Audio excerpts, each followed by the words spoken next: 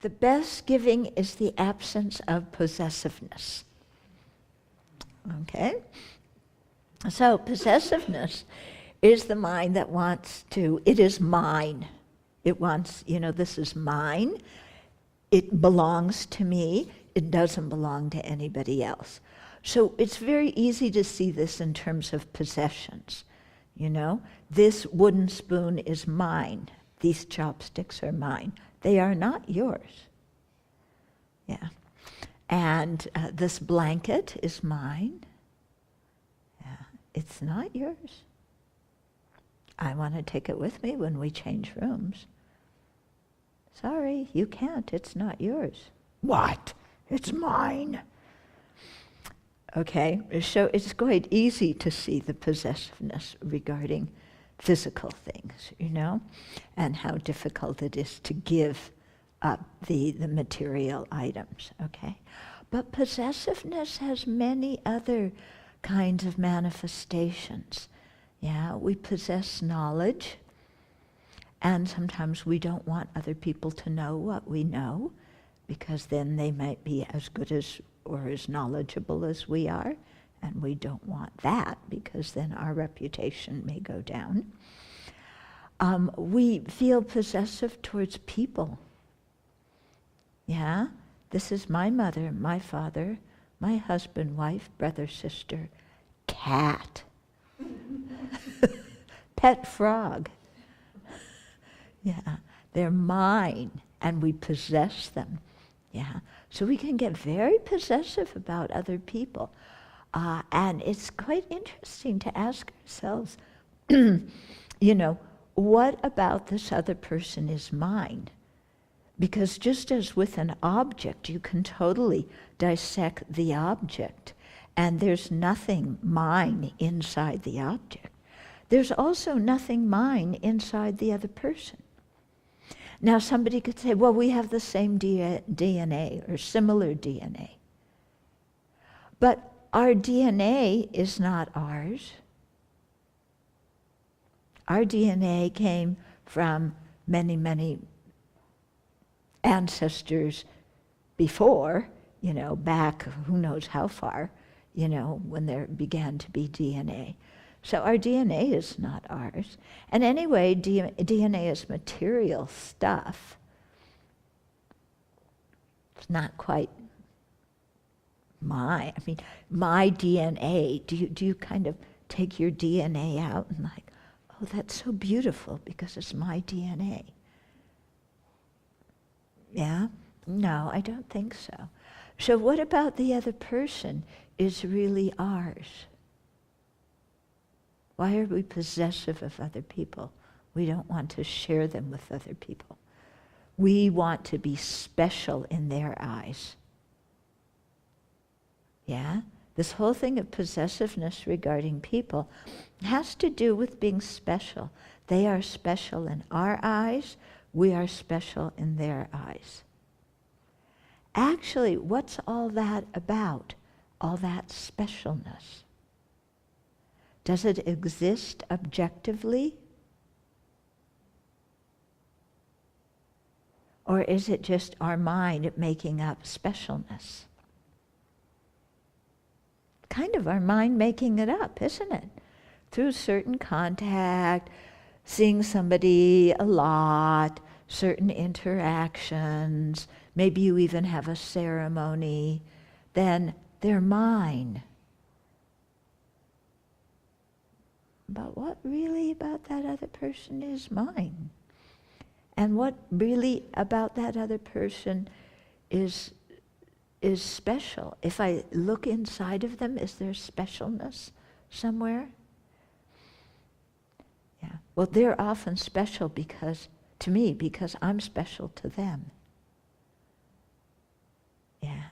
And we all like to be special. But being special is something created by the mind. It's not an objective entity. We create specialness. Because that living being has not always been special to us. Previous lifetime, we didn't even know them. Probably. Or maybe they were special to us because they were our enemy in a previous lifetime. Okay? So this thing of, possessing people, specialness, we have to look at that. Yeah? We may feel possessive also of our Buddhist tradition. This is my Buddhist tradition. Or in a more general way, this is my religion. Yeah, it's mine. It's I possess it. And I don't know if I want people like you hanging around my religion. Unless you root for it like a football team, and then we have more people than the competing religions. That's good. Yeah? This whole thing of possession is quite strange, isn't it? When we really look at it. Yeah? And to realize that in actual fact, in conventional speech, we say this is mine, this is yours. But in actual fact, once we probe a little bit, there's not really anything that's ours. Yeah? When we came into this life, we didn't have anything. Well, you could say, well, I had a body. But again, our body came from our ancestors who went all the way back to, the monkeys and whatever. And our bodies came from all the food we've eaten. You could say, but I had a mother. My mother's mine. I had parents. My father's mine. Yeah, what's mine about your mother and father? Yeah, if you have brothers and sisters, they also belong to your brothers and sisters. So does that mean you have that when you have 5 or 6 brothers and sisters, you only have a 5th or a 6th of a mother or father? Because you have to share them. Yeah? What is really mine about another person? Quite interesting to think about. And to see that there's nothing really that is inherently ours. Things come, things go. Relationships come, relationships dissolve. If they don't dissolve this life, they dissolve at death time. And we become new people in our next life. Okay? So the best giving is the absence of possessiveness. So that doesn't mean we give away the people that we're close to. Yeah? It means that we can stop, being so possessive of them, so jealous, so clingy to them. You're special to me, I've got to be special to you. We can give them, when we let go of our possessiveness, we give those other people freedom. Yeah, we stop pressuring them to be what we want them to be. Yeah. So the best giving is the lack of possessiveness. When we think of this, that we don't really own anything, either other people or even our body or our possessions or whatever, then sometimes we get quite afraid, like, I don't have anything. And this incredible craving and clinging come. I've got to have something, because we define ourselves in relationship to external objects and people and societies. And of course, we need to be somebody, otherwise we may not exist. So if we think we don't have anything, instead of feeling free, we feel fear. Now somebody can say, well, how in the world would you feel free by not having anything? Yeah. Because fear itself keeps you, that mental state is so narrow and so limiting. Yeah? So isn't freedom more desirable? And when you have that sense of freedom, then there's so much possibility, there's so much flexibility.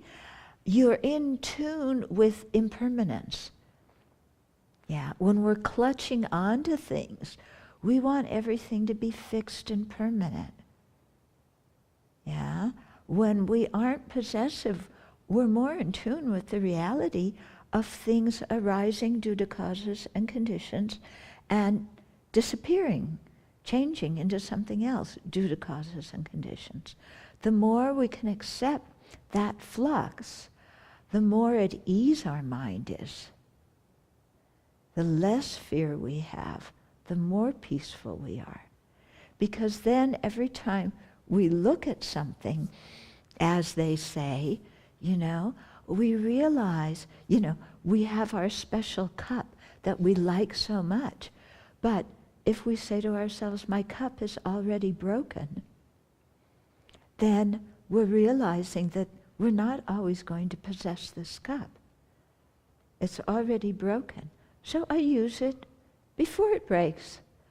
But its being broken is in its nature because it's not going to be permanent and stay there forever. Okay? So same thing with people. We've already separated. So let's enjoy each other while we're together instead of possessing each other, confining each other, having demands and expectations and possessiveness of each other. Yeah? Let's just accept that, like I was talking last night, people are karmic bubbles. Come, go, go. Then the mind is so much freer to appreciate individual beings because we aren't always wanting something from them. Yeah? And the possessiveness is very much we want something,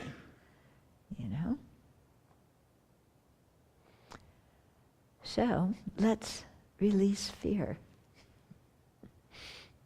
Yeah. I can understand what you're saying intellectually, but viscerally it makes me a little nauseous.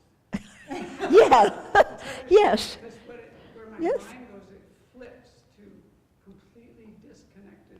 Yeah. You know what I mean? Yeah. I don't have anything. I'm disconnected from everything. Yeah, so we go to this thing that then the only thing I have is me. So there's this big, solid, concrete me that is inherently existent and permanent, and that's all I have. And everything else, which is already gone and changing. But you have, whenever we feel, this kind of, we have to look at that feeling and what's the conception behind that feeling? It's a totally wrong conception, isn't it? Yeah, there's no concrete me there that's disconnected from everything else. I am simply, affected by causes and conditions in the environment, and whatever I am in any particular moment is just the sum of the effects of these causes and conditions upon what was there the previous moment. Yeah? So we're definitely related to everything and everybody. Yeah? So don't take that thing of, it's very interesting when we get into emptiness sometimes. What we do is like, okay, none of that exists inherently, but there's me. Yeah? And we gotta challenge that one too. Because there's not that solid me. Yeah, there's a me, but it's something momentarily that's changing. That doesn't have one identity all throughout life, that's who I am. Yeah. And it's weird when you start to think like that, just even on a physical level, how much our body is changing. Every time we breathe in and breathe out, our body is different and we're being influenced by the environment. Every time we eat food, or every time we pee, our body is changing. We're being influenced by the environment. There's not one permanent body there. And my goodness, our mind, yeah? Is your mind the same as when we started the talk? No. Our mind is different. It's influenced by, the things that we're hearing, then thinking about, then processing, then mulling over. Yeah? So the body and mind are constantly changing. How in the world is the person going to be fixed and distinct and inherently existent? Impossible. Yeah? So we have to kind of relax into that. Yeah? We tend to clutch, cling. And that's exactly what we do at the time of death. Yeah? So all of this is practice for the time of death. When you see that wrong conception clinging come in your mind, then, process it and realize, hey, there's nothing there to cling to. There's something there, but it exists only by being conceived and named. But that's it. When you say process it, can you explain a little bit more? Yeah, but what I mean is okay, we see this feeling of, there's this real me and I'm separate from everybody else and I feel threatened. And then to say, is that true? Just because I feel that, is it based in reality? Yeah, because we feel lots of things that have nothing to do with reality. And that's why we have so many problems in this world. Yeah, that's why don't believe everything you think. Can I add something? I had an experience in a dream that I was in the water and a shark was coming and I freaked out and then said, no, you're going to be okay. And the shark took a bite and I wake up and I could feel the pressure. What's that? It's your mind. But okay. So the aggregates is all involved and then it feels. You have, when you're dreaming, there's a dream body. But your dream body isn't this body. Yeah, but I felt it in my head. Yeah, so there might be another feeling that comes because you just dreamed. It's like when you imagine things. Yeah, if I imagine being with a certain person I'm very attached to, my whole feeling inside changes, even physically how I feel. Mm-hmm.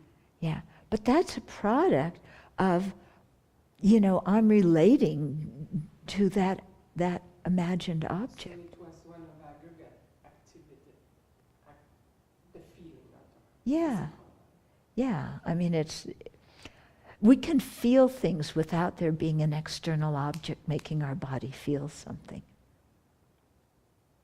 Yeah. If we focus on something being painful, it becomes really painful. Yeah? Just as when, if you have pain, if you imagine light going into that area, it can help, lessen the pain. Yeah. If you do Tonglen meditation, yeah, it changes how you relate to your pain. So all these things are quite, they're dependent on many other factors.